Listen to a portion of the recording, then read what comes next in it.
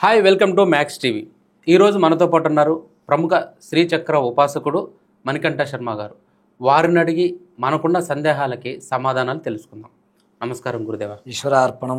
చెప్పండి అయ్యా. గురుదేవ, ఈ నెల 7వ తారీఖు సుబ్రహ్మణ్యేశ్వర షష్ఠి వస్తుంది కదా. అవును.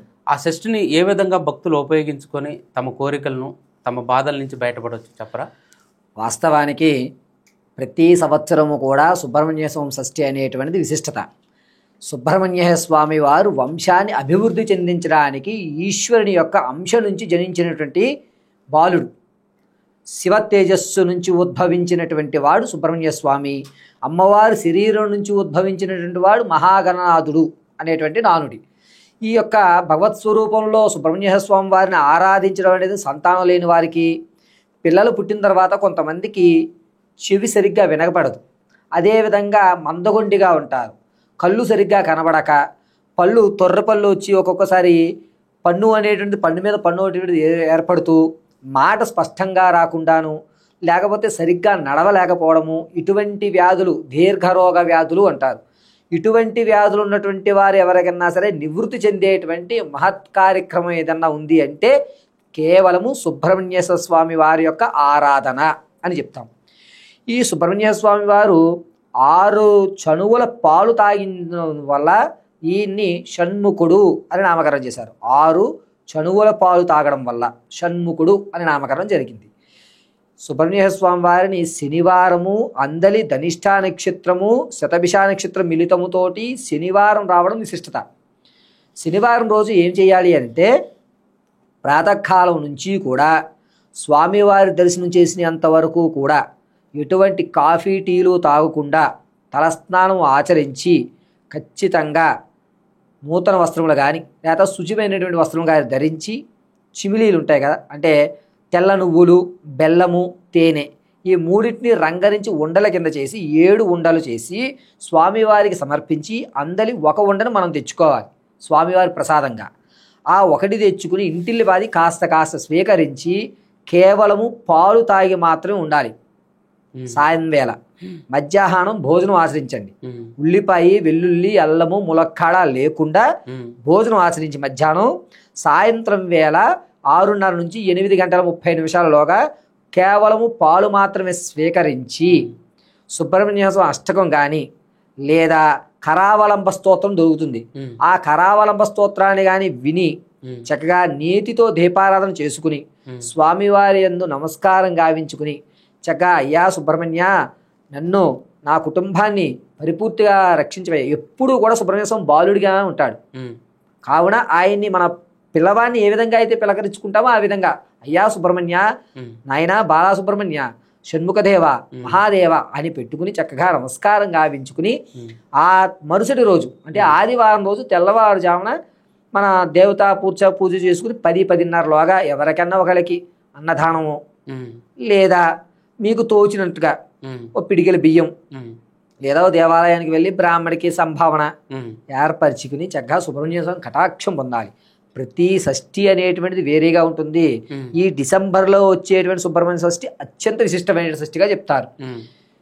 ఎవరికైతే సంతానం లేదో వారు ఈ సుబ్రహ్మణ్య స్వామి షష్ఠి ముందు రోజు నుంచి కూడా ఉపవాసం ఉండి, అంటే శుక్రవారం రోజు నుండి, సంతానం లేని వారికి మాత్రమే చెప్తున్నా, సంతానం లేని వారు శుక్రవారం రోజు సాయంత్రం స్నానం ఆచరించి భోజనం చేయకుండా కేవలము 2 ఫలాలు, అంటే యాపిల్స్ అయితే 2, అరటిపళ్ళు అయితే 2, అలాగ 2 ఫలాలు మాత్రమే భుజించి నేల మీద, కట్టిక నేల మీద, గిడ్షీట్లు వేసుకోకుండా కట్టిక నేల మీద నిద్రించి తరువాత రోజు ఉదయం తలస్నానం ఆచరించుకుని దేవాలయానికి వెళ్ళి స్వామివారి దర్శనం చేసుకుని నేను చెప్పినట్టుగా చిమిలి అంటారు, చిక్కి అంటారు ఇక్కడైతే, ఆ చిక్కి ఒకదాన్ని తెచ్చుకుని సాయంత్రం వేళ కళ్ళగద్దుకుని స్వీకరించి భర్త యొక్క పాదాలకు నమస్కారం చేసుకుని భర్త చేత అక్షతలు వేసుకుని ఆదివారం రోజు సాయంత్రం సంపర్కం చేయాలి. సంసారం ఆదివారం సాయంత్రం చేయాలి.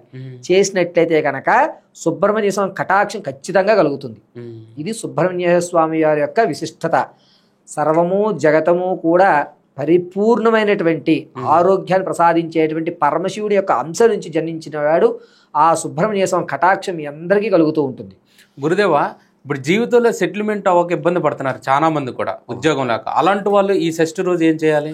సుబ్రహ్మణ్య స్వామి వల్ల అనుకున్నటువంటి ప్రతి కార్యక్రమం నిర్వర్తిస్తుంది.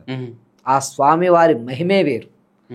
అయితే ఉద్యోగ ప్రాప్తి కావాలి అనుకున్నటువంటి వారు కొబ్బరికాయని సమర్పించి స్వామివారికి శనివారం రోజు కొబ్బరికాయలోని ఆవదం పోసి ఒత్తి వేసి చక్కగా దీపారాధన. ఎన్ని ఒత్తులను వేయాలి, అన్ని ఒత్తులు వేయాలని లేదు, ఒక పెద్ద ఒత్తు ఒకటి వేసి ఆవదంతో కొబ్బరి నూనెలో దీపారాధన చేసి రావి ఆకులు ఉంటాయి, 11 రావి ఆకులు స్వామివారి దగ్గర సమర్పించేసుకుని నమస్కారం చేసుకుని ఉద్యోగ ప్రాప్త్యర్థం స్వామివారి దగ్గర చక్కగా ఆ రోజంతా కూడా సుబ్రహ్మణ్య అష్టకం ఉదయం సాయంత్రం 2 పూట్ల సుబ్రహ్మణ్య అష్టకం వినడం శ్రేయస్కరం. ఇలా చేసిన వాళ్ళకి ఉద్యోగ అవకాశాలు కలబడతాయి.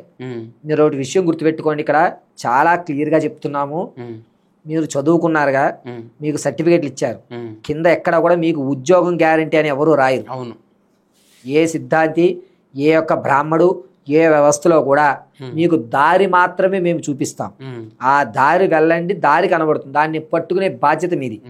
మీకు అడ్రస్ తెలియలేదు అనుకోండి, హైటెక్ సిటీ వెళ్ళాలి, అడ్రస్ తెలియలేదు, ఎవరినో అడిగారు, ఆయన మన బండి మీద ఎక్కి కూర్చుని గేరేసి వస్తాడు, మనం కూడా మనమే వెళ్ళాలి. అయ్యా కుడి చేతిగా తిరిగి ఎడం వైపు వెళ్ళి కుడిగా తిన్నగా వెళ్తే అక్కడే ఉంటుందండి ఆఫీస్ అని చెప్తారు.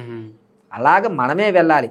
కేవలము ఇవి మీ యొక్క అవకాశాలకి మీకు కావలసినటువంటి సమయాన్ని మీకు అనుకూలంగా చేస్తున్నాం. కాబట్టి ఆవదంతో కొబ్బరి నూనెలో దీపం పెట్టి సుబ్రహ్మణ్యాష్టకం వినడం వల్ల ఉద్యోగ ప్రాప్తి కావాల్సిన అవకాశాలు కలుగుతాయి. ఉద్యోగం ఖచ్చితంగా వస్తుందని మాత్రం ఒక్కడ ఉండదు, సంతానం ఖచ్చితంగా కలుగుతుంది అనేది ఉండదు. కలగడానికి మీకు అన్ని విధాలమైనటువంటి అవకాశాలు భగవంతుడి నుంచి పాజిటివ్ ఎనర్జీస్ మీకు ఇవ్వడం జరుగుతుంది. ఇది ఖచ్చితం. ఇంకా గురుదేవా, కుజదోషం అంటున్నారు. అసలు ఈ కుజదోషం ఏంటి, దాని నుంచి ఎలా మనం బయటపడాలి? ప్రతి మనిషి జనించిన తర్వాత అతని కామెర్లు ఉంటాయి, ఇది ఖచ్చితం. మీరు ఏ పిల్లవాడిని చూసినా పిల్లవాడికి బాగాలేదండి బాక్స్లో పెడుతున్నామండి అంటే. అవును. అలాగే ఇది వరకు పాత తరంలో ఏం చేసేవారంటే పిల్లవాడిని ఎండలో స్నానం చేయించేవారు. అప్పట్లో బాక్సులు ఇంటిగ్రేషన్ లేవుగా, చేయించేవారు. అదేవిధంగా ప్రతి ఒక్క వ్యక్తి జాతక చక్రంలో 9 గ్రహాలలో 3వ గ్రహం కుజుడు. ఈ కుజుడు ఆ యొక్క ప్రభావం చూపించినప్పుడు జనంలో కుజుడు ఉండడం వల్ల కుజదోషం ఏర్పడింది అంటారు. ఈ కుజదోష నివారణకి సుబ్రహ్మణ్య షష్ఠి రోజు కానీ లేకపోతే ప్రతి మంగళవారం కూడా రావి చెట్టు వేప చెట్టు కలిసి ఉన్నటువంటి చోట పసుపు దారంతో గాని లేదా 7 రకాల దారాలు అనేటువంటి దొరుకుతాయి. వాటిని పట్టుకుని ఆ చెట్టు చుట్టూ 21 సార్లు చుట్టూ తిప్పాలి. ఆ దారం అక్కడే తిప్పి అక్కడ తెంపి ఆ ఎక్కడైతే తెంపారో దాన్ని ముడిగా వేసి గంధము పసుపు కుంకుమ అక్షతలు అర్చన చేసి ఆ మొదట్లో పంచదారని నైవేద్యంగా అక్కడక్కడ చిమ్మేయాలి. చీమలకి నైవేద్యం అన్నట్టు అనమాట. అది సుబ్రహ్మణ్య స్వామి గారి కాదు, చీమలకి నైవేద్యం. తర్వాత జోడి సర్పాలకి కానీ అభిషేకం, కుదిరితే పంచామృతాలు, అధమపక్షం క్షీరంతో అభిషేకం చేసుకుని ఆ రోజంతా ఉపవాసం ఉండి సాయంత్రం వేళ అల్పాహారం తినాలి. ఉపవాసం చేసేటువంటి వాళ్ళు ఖచ్చితంగా చెప్తున్నానండి, ఉపవాసము అంటే మధ్యాహ్నం భోజనం చేయడం, రాత్రి పళ్ళు తినడం కాదు. ఉపవాసము అంటే వెల్లుల్లిపాయ, ఉల్లిపాయ, అల్లం, ములక్కాడ ఈ 4 భుజించద్దు, నిమితంగా తీసుకోవాలి ఆహారం. సాయంత్రం వేళ టిఫినే చేయాలి, అంతే తప్ప కటిక ఉపవాసం ఉన్నా ఫలితంలోకి రాదు. ఇలా కుజుడు దోషం ఉన్నటువంటి వారు సుబ్రహ్మణ్య స్వామిని కానీ జోడి సర్పాలను కానీ ఆరాధిస్తారు. వీళ్ళిరువురు కూడా కుజుడికి అధిపతి అయినటువంటి సుబ్రహ్మణ్య స్వామి వారు మనకి ఆ యొక్క వ్యవస్థను తీసి పక్కన పెడతారు అని చెప్పి ఈ యొక్క కుజదోషం ఉన్నటువంటి వారు మంగళవారము చేసేటువంటి విషయం. సుబ్రహ్మణ్య షష్ఠి రోజు మొదలు పెడితే ఖచ్చితంగా 5 మంగళవారాలు చేయాల్సిందేనండి. ఈ 5 మంగళవారాలు చేస్తే కుజదోషం తగ్గుతుంది పోతుంది అని కాదు, తగ్గుతుంది. మనకి యాక్సిడెంట్ అవుతోంది అనుకున్నప్పుడు ఎక్సిలేటర్ తగ్గించగలం, కంగారులో మీరు ఎక్కువ తొక్కితే మనం ఏం చేయలేం. కానీ తగ్గించే ఏర్పాటు వరకు అంటే క్షేమదాయకంగా ఉండడానికి కావలసిన అన్ని వనరులు ఆ సుబ్రహ్మణ్య స్వామి మనకు కలగజేస్తాడు. ఇది కుజదోషం ఉన్న వాళ్ళు చేయవలసిన పని. గురుదేవా, మనం సుబ్రహ్మణ్యేశ్వర స్వామిని ప్రతిరోజు కూడా పూజించుకోవచ్చా మన ఇంట్లో? దివ్యమానంగా. అసలు వాస్తవానికి ఇంట్లో ఉండవలసినటువంటి వ్యవస్థలు కూడా 5. జగతం పితరం వందే పార్వతీ పరమేశ్వరం. ముందుగా పార్వతీ పరమేశ్వరుడు, తదునాంతరము మొట్టమొదటిగా అగ్రతాంబూలాధిపతి గణపతి.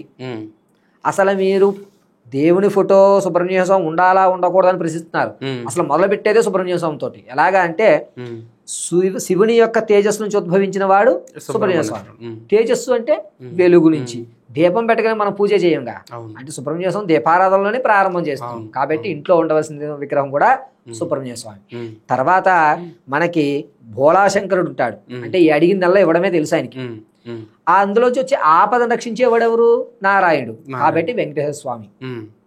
వెంకటేశ్వర స్వామి వచ్చాడు అంటే ఆయనతో పాటు హృదయ వృక్షస్థల స్థిర నివాస లక్ష్మీదేవి, లక్ష్మీదేవి. ఉమ్, శ్రీనివాస హృదయ వృక్షస్థల స్థిర నివాసి మహాలక్ష్మి ఆవి ఉమ్, వీరిద్దరు వచ్చారు. తదునాంతరము అసలు ఇంత వ్యవస్థ రావాలి అంటే నోట్లో సరస్వతి తాండవం చేయాలి. ఉమ్, కావున మోక పంచసఖి అంటే మగవాడికి కూడా మాటలు ఇచ్చినటువంటిది జగజ్జనని అమ్మవారు. కాబట్టి అసలు ఆ విద్య లేకపోతే ఈరోజు మనం వికట కవి గురించి కానీ లేకపోతే అష్టదిక్పాల కవుల గురించి కానీ ఉమ్, కవి సిద్ధాంతాల గురించి కానీ చెప్పుకోం. కావాల్సిన ప్రధానంగా ఉండవలసింది సరస్వతి. ఉమ్, ఈ 5 యొక్క ప్రతిమలు మన ఇంట్లో ఉండాలి. ఉమ్, పార్వతీ పరమేశ్వరుడు, గణపతి, సుబ్రహ్మణ్య స్వామి, నారాయణుడు సహిత లక్ష్మీదేవి, తదునాంతరము సరస్వతి. ఉమ్. ఈ 5 ప్రతిమలు ఇంట్లో ఉండాల్సింది. సుబ్రహ్మణ్య స్వామి ఉండడం వల్ల దీర్ఘ రోగాలు పోతాయి ఇంట్లో. చాలా చక్కగా చెప్పారు గురుదేవ. ఈశ్వరార్పణం. అమ్మవారి అనుగ్రహం.